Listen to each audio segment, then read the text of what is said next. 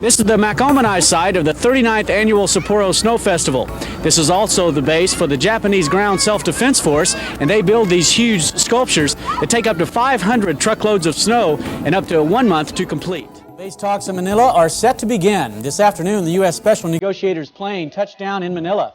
Nearly 1 year ago, the U.S. and Philippines launched their own version of a new world order. The signal to evacuate was given at dawn when volcano experts detected a slight increase in activity from Mount Pinatubo last night. By late morning, a cloud of ash could be seen filling the sky. Alert level 4, the volcano could erupt within the next 24 hours. Let's begin by taking you back to 8:45 this morning. The waiting game didn't last long at Clark, less than 48 hours after all non-essential personnel evacuated. Excuse me, President Aquino, do you have any comments for the U.S. military contingent? In fact, I was just asking General Studer how long, the evacuees in Subic would be staying. So it's all really dependent on what the findings are here. Are you pleased with the evacuation that's been going on the other side of the mountain? In fact, Secretary Ramos, who is the chairman of the National Disaster Coordinating Council. We've gotten this, it's a little bit larger than ash is what's falling right now from Mount Pinatubo. Go, get the fence, fast, kids! The combat employment readiness exercise not only tests areas like the flight line, base ops, and the headquarters, it also tests the wing's capability to transport casualties from this location to the base hospital. Tech Sergeant Sam Reed is at that location and files this report. Rusty, as casualties come into the medical facility, two things must happen. The hot shots not only take care of sprawling Vandenberg Air Force Base, they respond to fires throughout California. If the illegal aliens survive the crossing of the Rio Grande River, the most perilous part of their journey begins.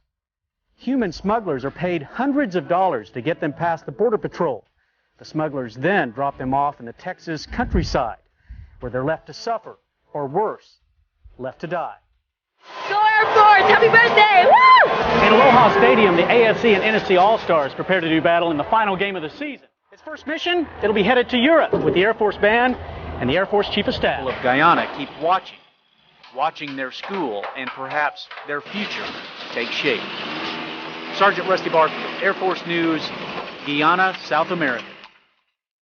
In 1995, the SR-71 was brought out of retirement. Still, the fastest known aircraft in the world. But when they're grounded by the weather, the remote control pilots turn to more conventional methods of bird control. Pointed a gun at about a 45-degree angle. With one of the largest electric fleets in the nation, McClellan Air Force Base is keeping pace with technology, like this prototype made of composite materials and advanced battery technology. The flare was rolling around inside a C-47, much like this one. Suffering from severe burns and fragment wounds, John Levito threw himself on the burning flare. With the plane out of control, he made his way to the rear cargo door and tossed the burning flare through it, saving his crew from certain death. The Army's 25th Infantry Division out of Schofield Barracks here in Hawaii and currently deployed to Iraq. The Light Division is designed to rapidly deploy at a moment's notice. This is Zamboanga City in the troubled Mindanao region, where terrorist groups linked to Al-Qaeda and Osama bin Laden call home. It's a place where Philippine Special Operations units like this one are taking the fight to the terrorists. Admiral Thomas Fargo highlighted the cooperation between the U.S. and the Philippines at a news conference here. Just enough distraction for you to make a big mistake on this little par 3. I'd like to be a little bit right of the hole and maybe draw it in. And hey, we'll see how I do on this hole.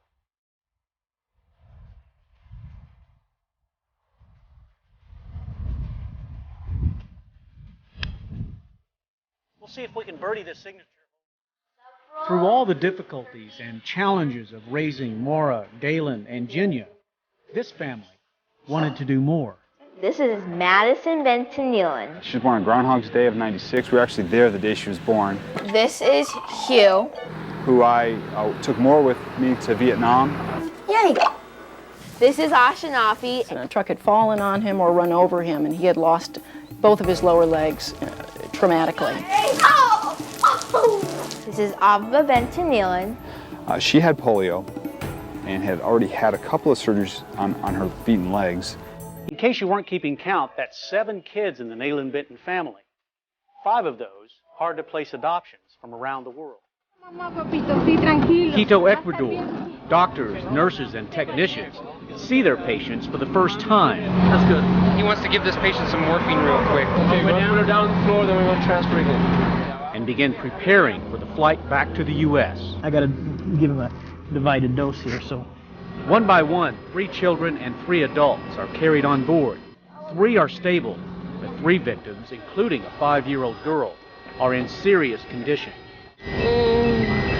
Midnight, Roger. Houston, Texas, and the end of this 19-hour mission. Okay, slow and easy out. The burn patients were taken to the Shriners Burn Center in Galveston, Texas. 6 people given a chance to live by an Air Force team trained to give life a chance. How does this redistribution of forces affect the rest of PACAF? There are plans in place.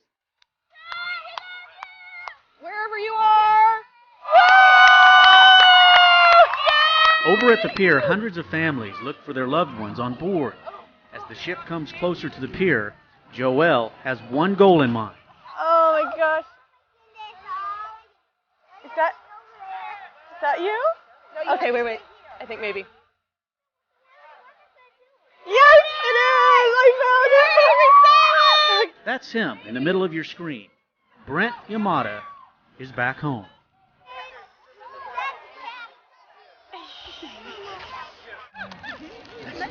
Before Brent can get off the ship, 14 fathers get to see their newborn babies for the first time.